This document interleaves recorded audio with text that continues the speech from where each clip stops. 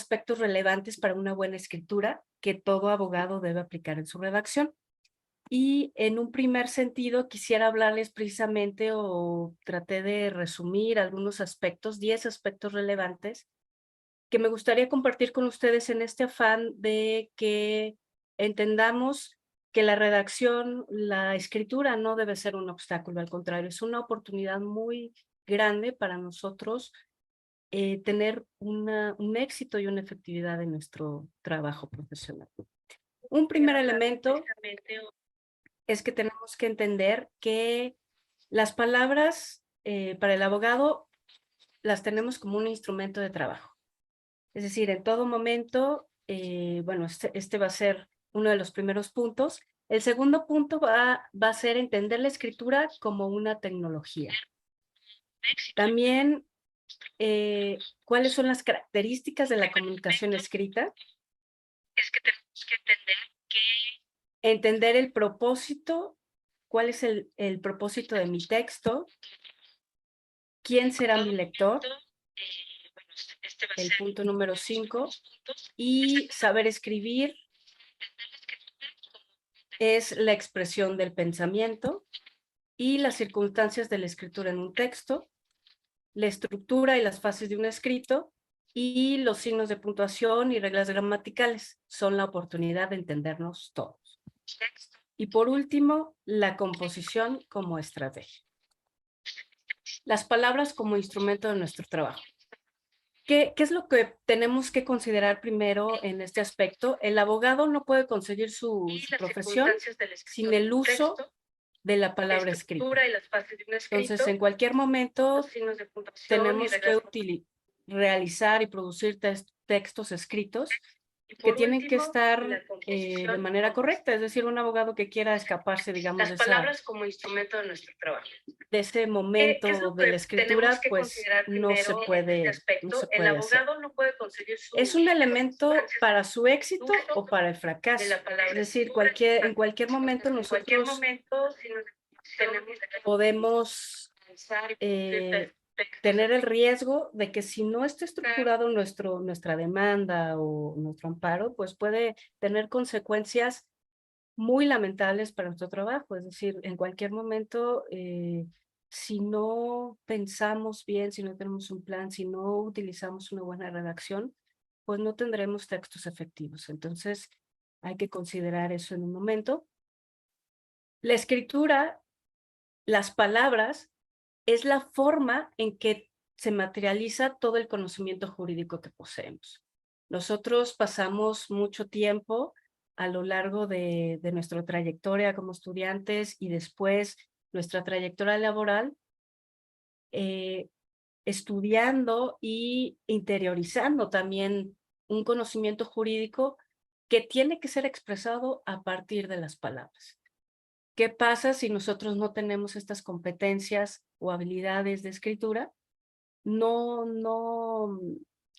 podremos expresar de manera correcta ese conocimiento que tenemos y que necesitamos para poder materializar una estrategia en particular. Y tenemos que optimizar el uso de este instrumento. Sabemos que hay muchos procesos cognitivos que intervienen en la materialización de este conocimiento jurídico que tiene que ver con la interpretación, con la selección de elementos, con desarrollar toda una estrategia, y tenemos que utilizar todas las herramientas y todas las habilidades que tenemos en nuestra mano de una manera muy eficiente. No podemos esperar que de pronto, si no tenemos desarrolladas ciertas habilidades de escritura, pues vamos a tardar más tiempo y vamos a tener muchísimas dificultades precisamente para hacer patente todo el conocimiento que tenemos. Y pues creo que todos en este momento lo que buscamos es efectividad y optimizar todos los recursos que tenemos en este sentido. El segundo punto, la escritura como tecnología. Es muy importante entender este aspecto porque, bueno, estamos rodeados, y ahorita con la pandemia, con precisamente el Zoom, es un aspecto tecnológico, pero la tecnología debemos entenderla como este conjunto de conocimientos sistematizados que aplicamos para solucionar un problema. En este sentido, hay que primero pensar en que hay dos aspectos del lenguaje, el lenguaje oral y el lenguaje escrito. Vamos a partir nada más de cuestiones muy sencillas, en el sentido de que hay que entender la oralidad como todo sonido, en especial la enunciación oral, que se origina en el interior de los organismos vivos y es dinámico, es inmediato.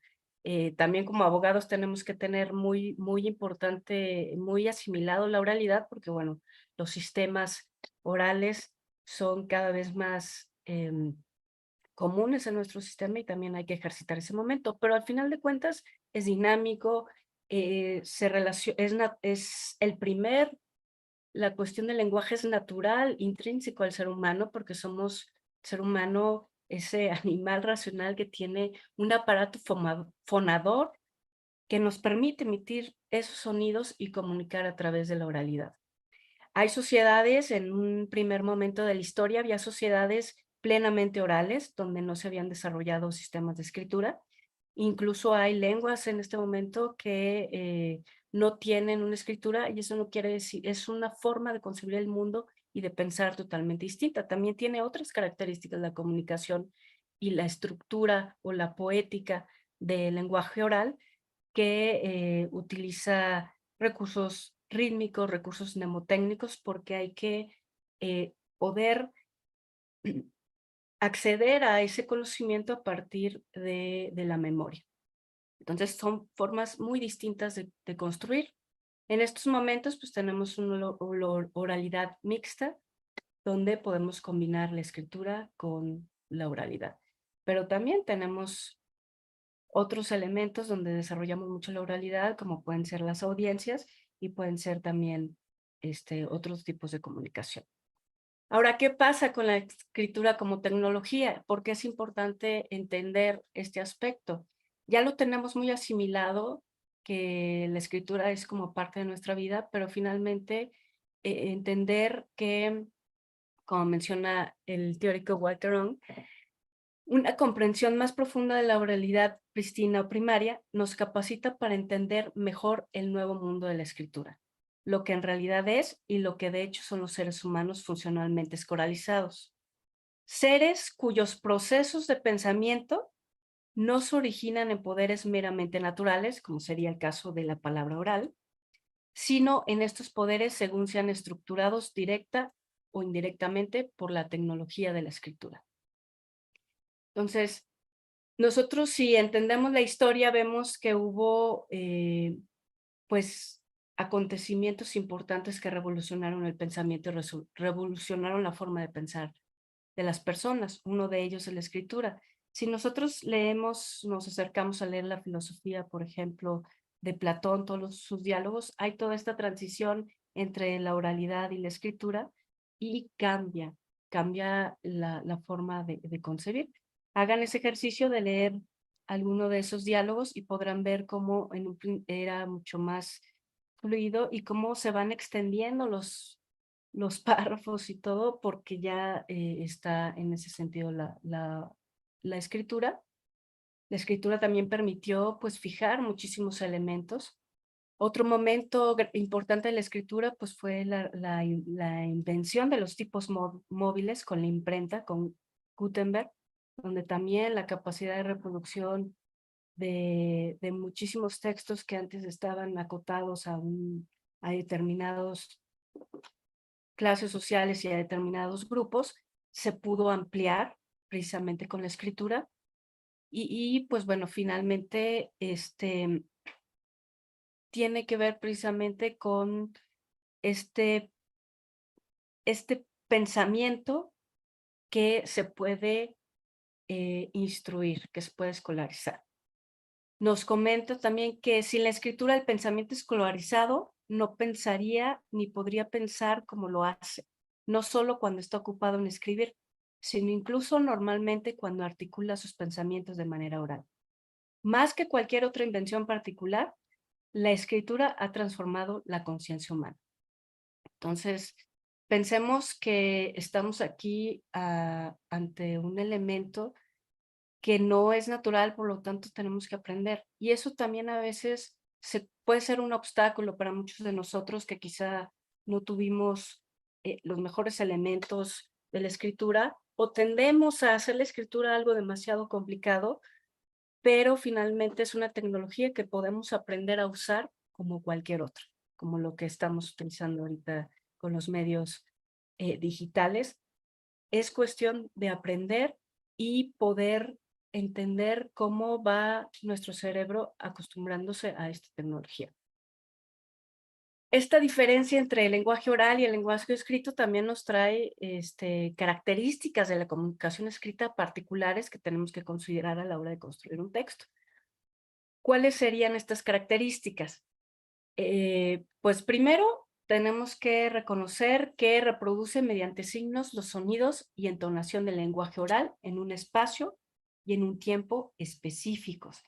¿Qué significa esto? Que también la recepción del texto va a ser en un tiempo y un momento específico, la producción también, y va a tener una autonomía este texto.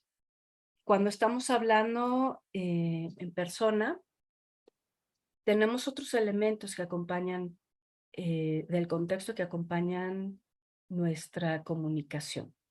Tenemos gestos, tenemos posibilidades de rectificar algunos significados, pero en el texto solo tenemos lo que pudimos expresar en ese momento y se queda ahí fijo.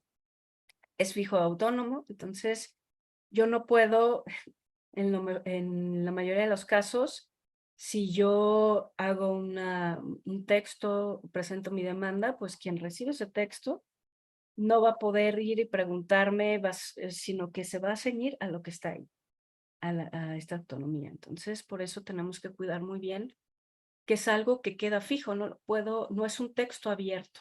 Los textos orales son textos abiertos, que llamamos en la teoría lingüística significado insignificantes. ¿Qué quiere decir esto? Es decir, que pueden variar, pero el texto es fijo y no varía. Entonces, piensen muy bien que este aspecto, porque bueno, tenemos, a veces hay prevenciones que se realizan porque precisamente en el texto fijo no están los elementos que tendríamos que haber considerado. Ampliarlo, cambiarlo, es algo que no es fácil en un texto escrito. Permite utilizar diversos registros, un registro oculto, especializado, jergal, es decir, jergal que tiene que ver con un uso de una disciplina o de un grupo específico, que se adaptan a distintas situaciones comunicativas. Y eso es importante entenderlo. Cada situación es particular. No es lo mismo redactar una pequeña nota que a lo mejor para transmitir un mensaje específico a alguien que está colaborando conmigo en un despacho, o ya presentar precisamente una demanda y cualquier recurso que tengamos que comunicar. Exige la escritura una mayor planificación y selección de los elementos que integrarán un texto. Después vamos a ver por qué cómo se da esta planificación y por qué exige esta planeación, por lo mismo que hablamos que es autónomo y fijo. Entonces, si yo no planeo mi texto, es posible que no sea efectivo como yo quiero. También los textos escritos hacen perdurar la información en el espacio y tiempo por medio de símbolos visuales, que en este caso son las grafías, es decir, y las letras como tal, si lo simplificamos de esa manera. Entonces, hay un código especial que implica y que tenemos que conocer, tenemos que manejar de manera correcta para poder utilizarlo. También los textos y la escritura están muy relacionadas con la tradición de la comunidad. ¿Esto por qué es importante? Porque, bueno, nosotros pertenecemos a una comunidad jurídica que tenemos que en el universo muy grande que existe de los textos jurídicos, pues hay tradiciones que tenemos que respetar, hay formas, hay protocolos, independientemente de que podamos variar el estilo personal de cada quien, tenemos que ceñirnos a los usos de una comunidad. ¿Qué es otro aspecto y elemento que tengo que entender a la hora de redactar un texto? Precisamente entender el propósito de mi texto. ¿A qué nos referimos en este punto? Pues que no todos los textos tienen los mismos propósitos. Yo si necesito ampliar mi demanda, no va a tener el mismo propósito a la demanda inicial. O también, si hablamos en un sentido más amplio, si yo voy a redactar un libro como tal de algún aspecto doctrinal, pues también tendrá un propósito muy distinto que cualquier otro texto que pueda entender. Podemos producir textos para informar, para divertir, para persuadir, para ordenar, etcétera. Hay muchísimas intenciones y propósitos de un texto. Si no tenemos claro qué es lo que quiero hacer con mi texto, pues simplemente no voy a lograr el objetivo final, que es que a mi receptor o que cumple ese propósito. Si yo en estos momentos quisiera informar sobre a lo mejor la suspensión de algún servicio, pues sería conveniente que pensara que mi texto cumpliera esa función y a lo mejor habría elementos que no vendrían al caso. Por ejemplo, algunos elementos a lo mejor muy centrados en el mensaje, que no tuvieran este fin, ¿no? A lo mejor muchos recursos estilísticos que podría utilizar en una novela, no los utilizaría en un texto informativo, ¿no? De manera general, partamos de la idea de que el abogado pretende con sus escritos dos cosas muy sencillas: informar y convencer. Si yo informo, pues bueno, es una parte, pero si no tengo en cuenta que mi escrito también intenta convencer, vamos a perder un sentido y un objetivo fundamental de nuestra profesión. A mí lo que me interesa es generar un acto, una acción con mi texto. No nada más que se acumule ahí, sino que quiero que, bueno, en un último momento, que se dicte una sentencia, que se radique, en fin. Necesito convencer de algo y necesito informar sobre los aspectos generales de mi caso y de los hechos en particular. Entonces, construir nuestro texto en propósito entendiendo bien cuál es nuestro propósito es fundamental. Además, también hay que entender que cada texto que forma parte del proceso, en este sentido, un proceso de un juicio, digo, de manera muy, muy reducida, desde la demanda inicial hasta la sentencia, tendrá un propósito determinado que tendremos que considerar antes de redactar.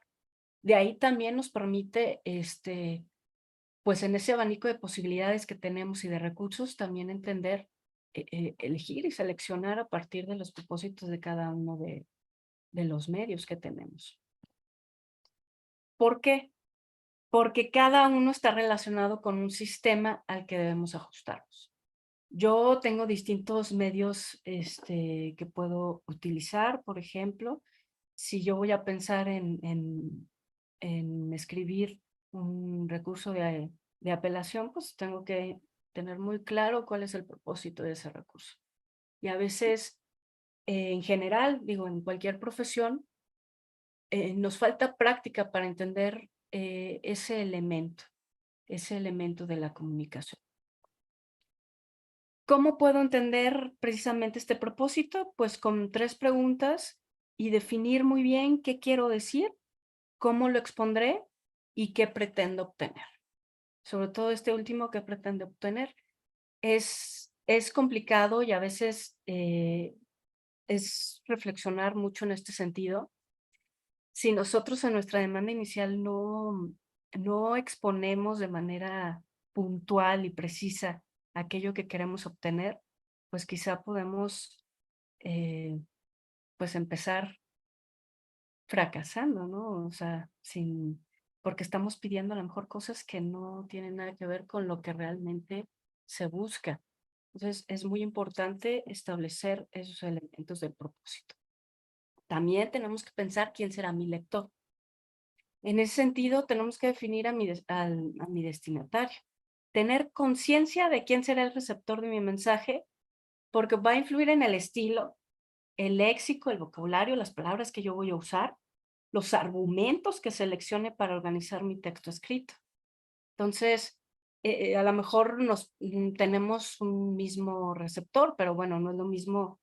Tenemos que, incluso también esta conciencia, pues a veces, en la opinión de muchos de los abogados, también en la práctica, han identificado que hay diferencias, ¿no? Entre determinados juzgados de todo. Entonces, entender quién será mi receptor. En este caso, pues tenemos un receptor que pertenece a nuestro mismo gremio, pero bueno, de manera general, no es lo mismo.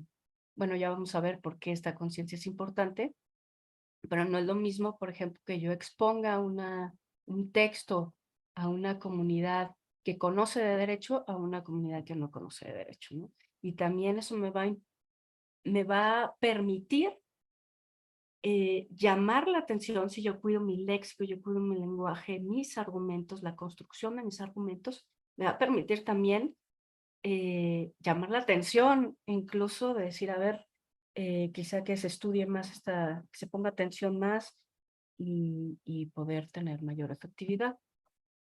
Es importante pensar en nuestro destinatario porque tenemos que hacer un texto para su comprensión. No queremos hacer un texto que nadie comprenda.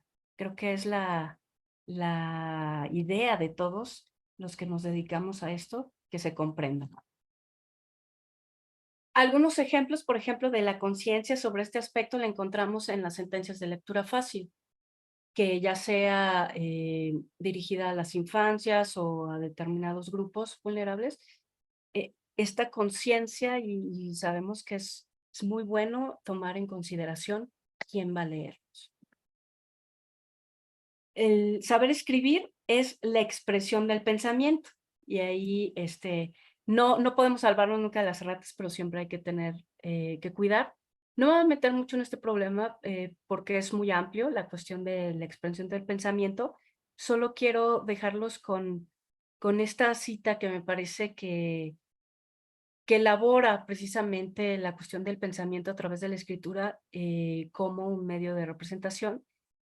Y es entender que la realidad, cualquier realidad que se trate, la construcción de un sistema de representación, en este caso la escritura, plantea una serie de problemas de naturaleza epistemológica, es decir, cómo entendemos el conocimiento, cómo planteamos el conocimiento, ya que para construir una representación es preciso analizar lo real que será representado, el lenguaje o cualquier otro sector de lo real que se delimite como objeto, y en términos de sus elementos, propiedades y relaciones de lo real que serán retenidos en la representación, así como aquellos que serán omitidos. Entonces, retenidos y omitidos, es decir, hay un proceso de selección. Nuestro escrito da cuenta de este proceso de pensamiento y este proceso de selección de qué argumentos, qué hechos resaltamos, cómo los resaltamos, y en ese sentido es un reflejo de cómo pensamos. Y el abogado tiene que tener un cuidado especial en su razonamiento, en su lógica y en su forma de pensamiento que va a ser y se va a exponer en un texto escrito. Las circunstancias de la escritura de un texto, también eso es importante, porque existe el momento y tiempo real, existen, y sobre todo en nuestra profesión que pues es muy, muy cambiante. Escribimos por necesidad, eso es muy importante también entenderlo, y a menudo tenemos la necesidad de producir textos que no estaban dentro del plan original debido a un cambio de último momento. Eso es parte de la práctica. La necesidad de adoptar un rol activo y adelantarse a determinadas situaciones. Yo no puedo esperar a lo mejor 10 años para escribir determinado texto escrito en nuestra profesión, como en alguna otra profesión, como la escritura creativa, por ejemplo. Entonces necesito yo ser activo y también anticipar lo que mi texto va a provocar y los textos subsecuentes, ver más allá de lo inmediato. Tenemos que controlar la presión de escribir, por eso es importante dominar la técnica por medio de la práctica constante. ¿Qué otro elemento me pareció importante compartirles? La estructura y las fases de un escrito. ¿Cuál sería la estructura básica de un texto? La exposición, el desarrollo y la conclusión. Y las fases que tenemos son la preescritura, la escritura o redacción y la reescritura. ¿Cuál es el problema? Que normalmente empezamos como a escribir de manera pues inmediata y nos vamos directo al desarrollo, nos vamos a una exposición y luego no tenemos conclusión, no tenemos desarrollo, no tenemos todo un encadenamiento. Es decir, obviamente esta estructura básica se amplía, ¿no? con la tipología de cada texto y que lo tenemos en las normas generales, pues lo tenemos muy especificado en algunos momentos de cómo debe estructurarse, pero sí tener muy en claro que hay momentos del texto y que es un círculo y es un encadenamiento, ¿no? Y también que a veces empezamos a escribir, a redactar y ya, entonces nos sale el texto y ya. Pero no, hay un proceso de preescritura donde hay modelos específicos que podemos revisar, que podemos utilizar distintos modelos según nos quede más cómodo para nosotros. El momento de la escritura como tal, que ya teniendo este proceso de escritura va a ser mucho más fácil, y la reescritura, es que la revisión final o también un proceso de edición, es decir, revisar, ver que todo esté perfectamente encadenado y estructurado, relacionado. Les hago esta pregunta, ¿qué creen que sea más fuerte? ¿Esta cadena totalmente estructurada, que así va a ser nuestro texto, o esta cadena de abajo? ¿Cuál va a ser más efectiva? Pues evidentemente la primera.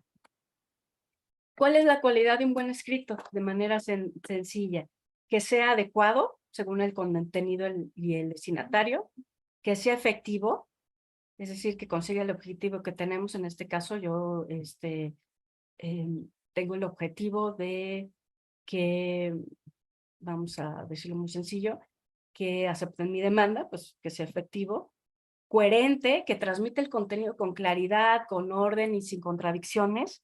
Hay que tener mucho cuidado en ese aspecto porque sabemos que cuando uno estructura las ideas para argumentar determinado aspecto, si tenemos una contradicción o nos falta un elemento o lo tenemos desordenado, pues no va a ser un texto coherente y por lo tanto perderemos una gran oportunidad.